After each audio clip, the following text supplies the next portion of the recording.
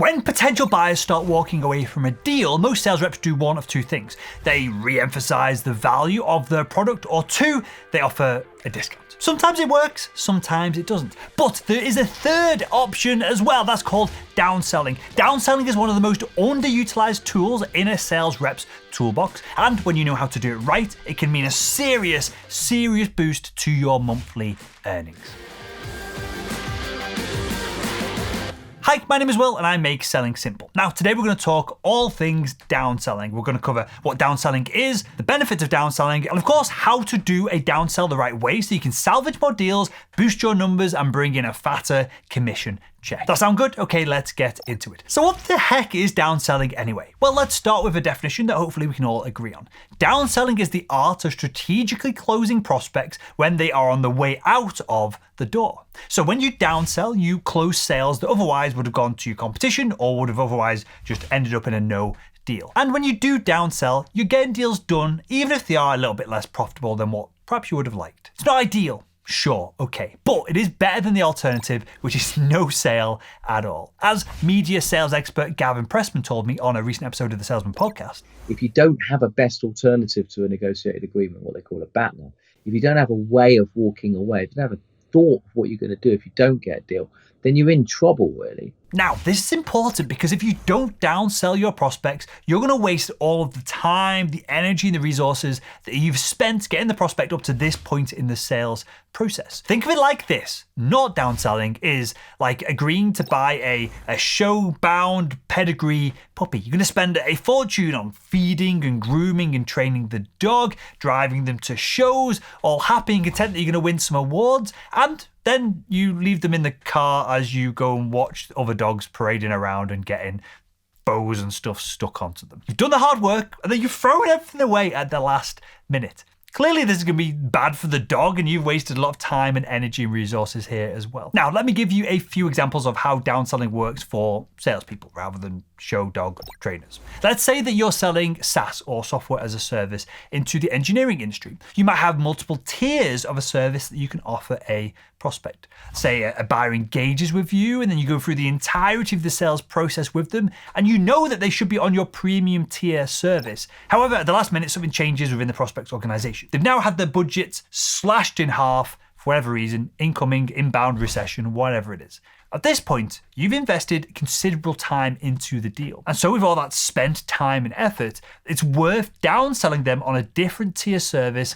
so that you can recuperate some of that income that otherwise would have got lost. Another example of downselling would be to reduce your minimum contract length on a monthly contract service product so that the buyer has a little bit more freedom and they're more likely to jump into it versus if you say it's 18 months long, 2 years long, and they just don't do any business with you at all. Of course, you don't want to start the sales process by offering discounts, pitching cheaper alternatives, or making contract concessions. But at a certain point, if that's what it takes to get a deal done, to stop a deal going to your competitors, then sometimes biting the bullet and getting the deal done regardless can be worth it. So, other than just getting a deal done, revenue in your pipeline, all that good stuff, what are the other benefits of downselling the buyer? Well, the biggest benefit of downselling a buyer is that you build trust. You show that you're willing to work with an organization and implement your service at perhaps a price that they can afford rather than the price that you want. And that builds trust within their organization. And that means that once a deal is closed, then you can immediately start to upsell and cross-sell them to recoup some of the lost revenue. This is often called the land and expand approach to selling. It's often the best way to close very, very large accounts. This is something that we do regularly over at salesman.org with our training program. We go into an account and do a 10, 20, 30 grand deal that doesn't really get my heart pounding with excitement, but it's a large organization. So we'll do one sales team in one division, then we'll get a referral over to the next sales team in the next division, and within the course of a month, 3 months, 12 months, we've done 200,000 or 300,000 from that account. So we've landed and expanded within. Additionally, when I was selling medical devices, I would often downsell a customer in the first instance so that I could get a deal completed very quickly. Then I would sell large deals into that account over time because now they've had our company approved as a supplier within the procurement department. They already trust me to show up on time, deliver products, and get in on the operations themselves and deliver value as a consultant there. And they know at this point they've experimented with a few of our products. We can come in and demo additional ones and the deals get bigger bigger and bigger and bigger based on a downsell in the first instance. The other major benefit to downselling a buyer is that you manage to claw back some of the revenue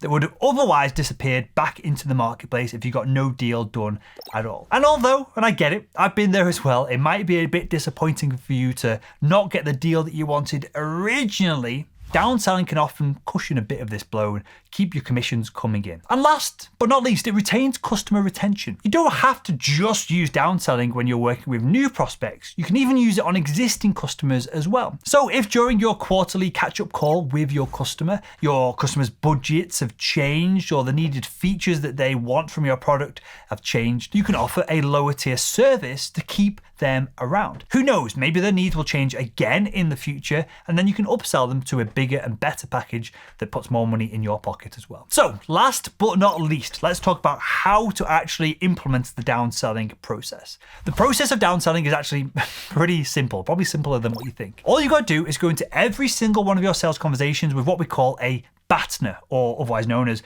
Best Alternative to a Negotiated Agreement. Negotiation researchers Roger Fisher and William Ury first came up with this term, and it's basically your plan B in case the plan A of closing this massive, huge mega deal doesn't quite work out. So, is there a lower tier product that already matches up with 70-80% of your clients' needs?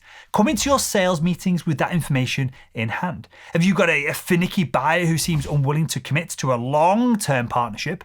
We'll work out how you can shorten the contract with them first, so you can get that first deal in and expand it later on. Do you see how this works? We're just coming in prepared. Now, with all of that said, it's important to do no discounts, not even discuss discounts, not ever to discuss your plan B at the beginning of the sales process. Don't ever offer concessions on your service or your contracts the first time a buyer asks for it. But always have a BATNA ready to downsell your prospects if the original deal starts to fall apart. So hopefully that explains what downselling is, and I've given you a few examples there to make it more real, and how then you can use downselling yourself to build trust, recoup any lost revenue from deals that might be falling apart, and to boost customer retention as well. And remember, this is so simple, right? It takes 3 minutes to plan this out before you call. All you've got to do to have the option to downsell your prospects is turn up in your sales meetings with a BATNA, Best Alternative to a Negotiated Agreement. So stop letting prospects slip through your fingers and start downselling today. And if you enjoyed this video, why not click the video that's on the screen right now and continue making selling simple.